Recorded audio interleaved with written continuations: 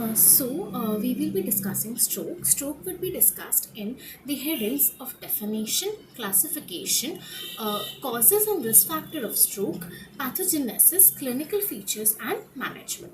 Starting with definition. How do we define stroke? Stroke is a rapidly developing clinical science of focal or global disturbances of cerebral function. What are the cerebral functions? Cerebral functions includes everything like maintaining the relating to motor system, sensory system, cranial nerve nuclei, everything. Okay, so disturbance of cerebral function with symptoms which last for more than 24 hours or longer or leading to death with no apparent cause other than vascular cause. Like there are no other cause other than the causes of vascular origin, or else there should be evidence of infarction or hemorrhage irrespective of duration of clinical symptoms. Like there is this thing that the symptoms should last for more than 24 hours, and the other definition is that evidence of infarction or hemorrhage which could be on CT, MRI, irrespective of duration of clinical symptoms. So stroke is basically, there are some keywords that we should keep in mind. So first, it is rapidly developing clinical signs of focal or global cerebral function disturbance, okay, with symptoms which last for more than 24 hours. This is the third point. Pella is rapidly developing, then clinical signs of focal or global disturbances, and third would be which is lasting more than 24 hours or leading to death, okay, with no apparent cause other than vascular cause. That is the fourth point. And along with that, the evidence of hemorrhage irrespective of duration of clinical symptoms. Okay, see, these are the five things. First, rapidly developing, then clinical signs of focal or global cerebral function, then which last for more than 24 hours, then it is of vascular origin, and evidence of infarction or hemorrhage. Okay, so definition is clear with the 5 points. Now we'll come to classification of stroke. Stroke can be classified as arterial stroke, means the pathology is in arteries, and the next is venous stroke. Venous stroke is basically cerebral venous thrombosis. Okay, cerebral venous thrombosis, which could be inherited or acquired.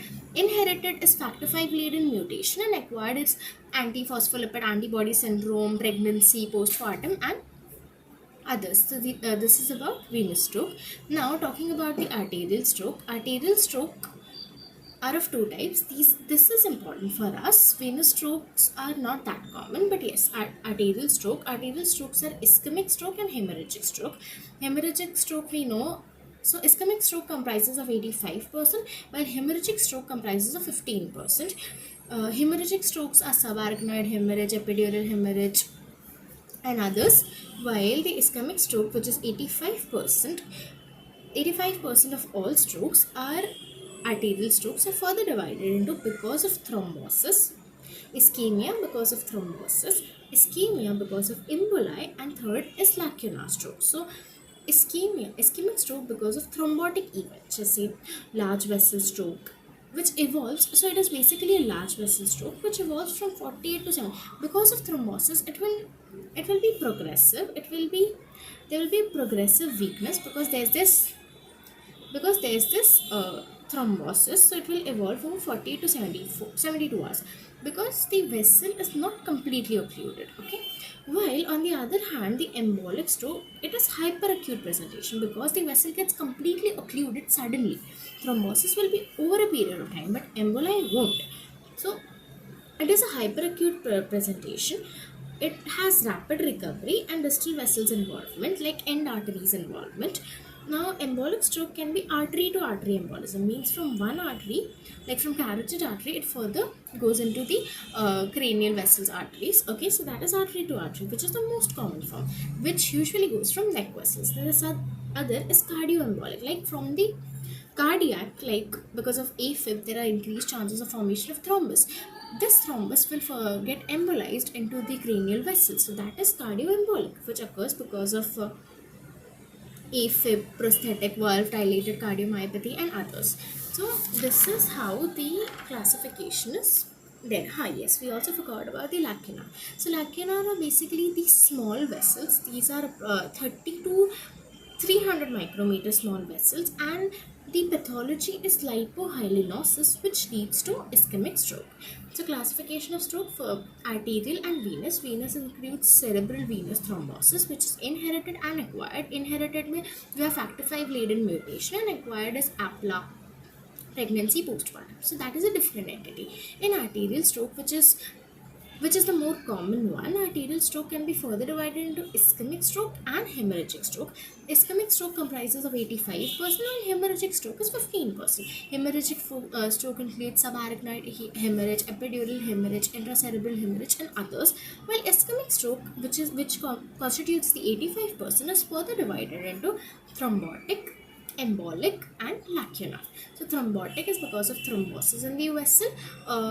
This is usually large vessel stroke, and as it is because of thrombosis, it is gradually developing like by 48 to 72 hours, and it is a progressive weakness. While embolic is sudden hyperacute onset, cortical features are present, there is rapid recovery. Embolic stroke can be artery to artery emboli or cardioemboli. Artery to artery is the most common one from the neck vessels, while cardioemboli are basically because of AFib, because of dilated cardiomyopathy and prosthetic valves. Okay, and lacunar, these are small vessels around 30 to 300 micrometers vessels, and the ischemic stroke occurs because of lipohyalinosis. So definition and classification is completely clear. Now we'll see the causes of stroke. So causes of stroke are divided into causes of stroke can be causes of ischemic stroke. Okay, it is firstly because of atherosclerosis, because ischemia occurs. Thrombosis occurs because of atherosclerosis. Okay, so atherosclerotic and non-atherosclerotic. Okay, so atherosclerotic is thrombosis of a large vessel, okay, which develops at a site of ruptured atheromatous plaque. So there's this because of higher risk factors for atherosclerosis. In the vessel, the plaque formation occurs. Okay, now this plaques, when rupture, leads to the formation of thrombus, and this can further lead to thrombotic ischemic stroke. Okay, then we have embolic occlusion. We saw it was because of artery to artery. So if we have any kind of plaque in the carotid or arteries, it can further cause emboli. Okay, then because of AFib, MI, mural thrombus, we saw this. Then there's this paradoxical embolus, which is because of ASD, and then we have atrial septal aneurysm. So these are embolic causes. In atherosclerotic causes, we have thrombosis of large vessel, which is because of atherosclerotic plaque. Then we have embolic occlusion, and then now we'll see about non-atherosclerotic causes of ischemic stroke. Okay, so there's this hypercoagulable state. Hypercoagulable state will further lead to increase in thrombus formation. Okay, so hypercoagulable state includes protein C deficiency, protein S deficiency, factor V laden mutation, sickle cell anemia, beta thalassemia. All these are hypercoagulable state, which further leads to predisposition of thrombosis. Okay, now this was all about atherosclerotic causes, and in non-atherosclerotic causes, there are this vasculitis, the systemic vasculitis like Takayasu's, then giant cell arteritis.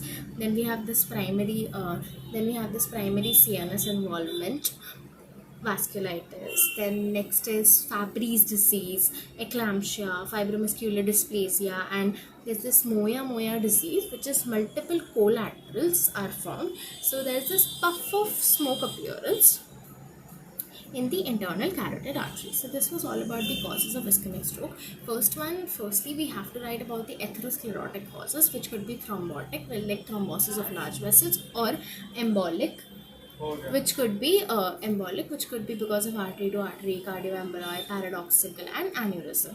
In non-atherosclerotic, we have hypercoagulable disorders like protein C, protein S deficiency, factor V laden mutation, sickle cell anemia, thalassemia. While we also have vasculitis like giant cell arteritis, Takayasu's, then primary CNS vasculitis, then Fabry's disease,